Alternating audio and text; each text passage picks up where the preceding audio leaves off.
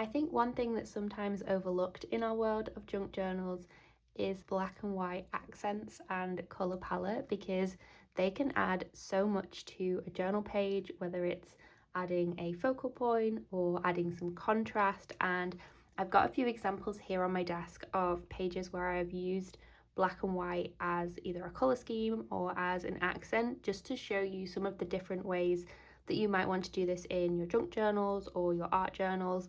And then I'm also going to add some black and white accents to my No Sew November journal here, because our prompt for today is of course black and white. I've pulled out a couple of different journals here. This one is an altered book, and I really enjoyed working in this one. It got so chunky with all of the mixed media that I was adding to it, but this is, I think, a really good example of having a stencil in black against all of this neutral colour, so there isn't any other colour competing other than just the neutrals and the earthy tones here. And so as a result, it really pops and you get that contrast and bold effect on a page, which can be a bit daunting, I'm not going to lie, especially if you haven't done such bold areas of contrast on your journal pages before. But it's something that I really enjoy doing, and I think it worked really well here to sort of go across just one side of the page and then ever so slightly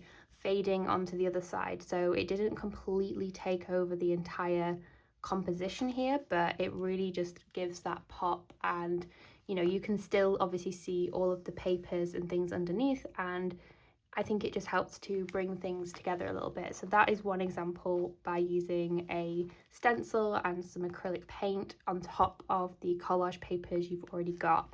Now that was something I was debating doing to my little journal here, but I don't think I'm brave enough, because when I added the areas of white paint stenciling, it kind of popped a little bit too much. But I'm thinking it was maybe just because I hadn't added too much to the pages, because now that I'm starting to add more to the pages, things are slowly starting to come together a little bit. And so I think I was just in a little bit of shock with how much contrast there was. Like, I was really excited. I remember when I did it, I was like, wow, look at how the contrast works. But until you start adding everything else to it, I was sort of coming to it each day and going, okay, I'm not sure what I'm going to be adding here now. But now I think it's settled and it works, and so I don't necessarily think it needs such bold contrast in that way. So pulling out your older journals here and just sort of looking at the different techniques, and you can sort of put things side by side and go, okay, would this specific technique work on a page like this? I mean, potentially across here, but I'm not entirely sure. And of course, there's no like mistakes, you can't do anything wrong, you can always just cover it up or what have you. But I don't think that would lend itself potentially, just with all the other mark making that we've got going on. So that's a really good idea as well, if you just pull out previous things you've done and just put them side by side, and you can kind of get a bit of an idea then of what you do or don't want to do or try within your journals. And so another example I have here is also with some black paint on a stencil. Again, it gives that real pop against everything else that's going on the page. And I even used the end of an envelope here, if you can see the shape of the page, and that's how that's turned out in that way. And what I ended up doing was using just a black tag here and then a white pen, and I just sort of reversed what I would normally do, where I would add like a quote or something to my pages, and I decided to do white on black to really pop and contrast with the black on white that I had on the previous page. So in a way, this sort of helps to bring things together a little bit and you know, bridge that gap between the two, and you just really have quite a pop on the page. But again, it's not just black and white, there is also that sort of softer neutral palette underneath, and I tried to bring in a few more like subtle elements here with some little dainty black rub-on stickers, and there's also some detailing here with some modeling paste. So I was trying to do like quite a few different techniques and just see how I could bring those together on this page. And then the last example that I wanted to show you, I think, is one of my favorites. So I have this vellum page here that I stenciled straight onto with the white paint, and I just really love the ghosted effect that gives. So there's nothing else going on with this page, it's just the layer. And you know, sometimes not every page has to have loads of stuff going on, and you know, I could have done a little collage on here, but I didn't think it needed it. I thought that just that on its own would be enough, and I was kind of thinking whether, you know, I could do that on these layers of tissue even here, where just having the pop of the white stenciling perhaps, but not needing to do anything else to it. I think it also works because I have a black and white colour palette going on this side, so I just have an old photograph here, and I've used that as the main sort of composition here, and then everything I've added pretty much is black and white. So I've added some grid washi tape, some black and white book paper. I've added even little bits of like recycled packaging here, if you can tell, with the detailing of the little flowers here, and also just some like lettering from something I've cut out, even some stickers, and the little accents here with the text. And oftentimes I like to add some stitched detailing just to the edges of my pages, just in like a slow stitching style, nothing like precise about it. And normally it's in like a pink thread or a green, and so I just decided to use some black embroidery thread here just for some contrast, and I think it really pops against everything going on there. It's sort of like a really small detail, but at the same time it adds a nice textured element to the page, a little bit different. So those were the pages that I pulled out just for some inspiration whilst I am working on the black and white prompt for this No Sew November journal. So I've only pulled out a few things here. So like I said, I didn't want to completely do a whole black and white layer across everything. I just want to add some accents to some of these areas, I think. And so I've pulled out a few things. So I came across a white paper clip whilst I was raiding my stash of papers, and so I thought, well, that's fitting. And so I thought I could just replace the paper clip there just with a white paper clip. Super simple, but just brings in an element of that black and white. And then I've also got just some collage paper here, which I thought would be a nice addition. Some black and white tissue paper. This is some nice spots that I thought could be nice in small doses throughout some of these pages.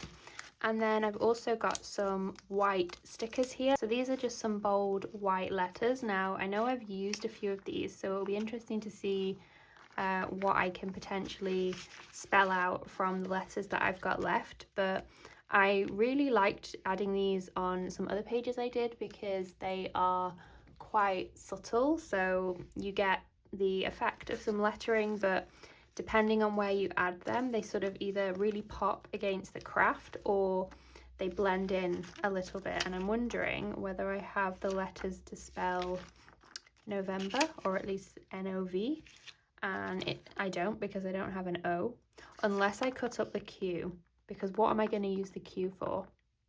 That might be my solution. I actually quite like that because it's fairly subtle. I think it's not like a complete label on the front of the journal, but I think it just adds a nice touch to the cover. So I think I'm going to leave that on the cover there, and then let's add some of the tissue paper to some of the areas of the journal pages. Oh, and we've also got here a little bonus piece of white washi tape. So this is why you never throw anything away, because you don't know when it's going to come in handy. So let's add this little surprise piece to somewhere as well.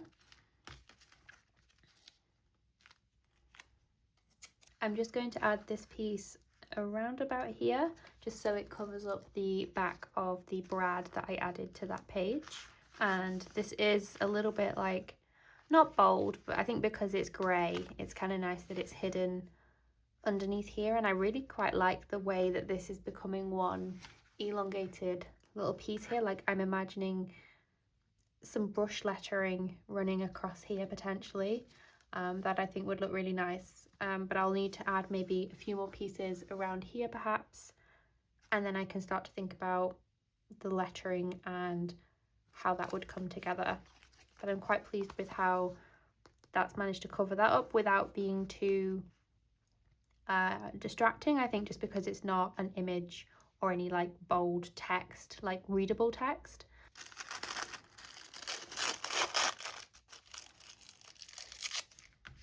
I really like the way that the tissue paper has blended in there, so it's a lot more seamless. And I think maybe because I've picked a pattern where the dots aren't like so busy, like it's not a super intricate in your face pattern, that I think that's blending in quite nicely there. And it's very reminiscent of the stenciling that I was showing before, but just maybe a mess-free way to do that. Okay, so I've gone ahead and added all of my black and white accent pieces to the pages. So I have the November on the front here with the white letters, which I think is a really nice contrast with such a dainty pattern that's on the cover. And then, like I said, throughout I have added some of this black and white tissue paper here, just in small sections here and there, just to add a little bit of a pop of something, but I don't want to necessarily take over the entire page.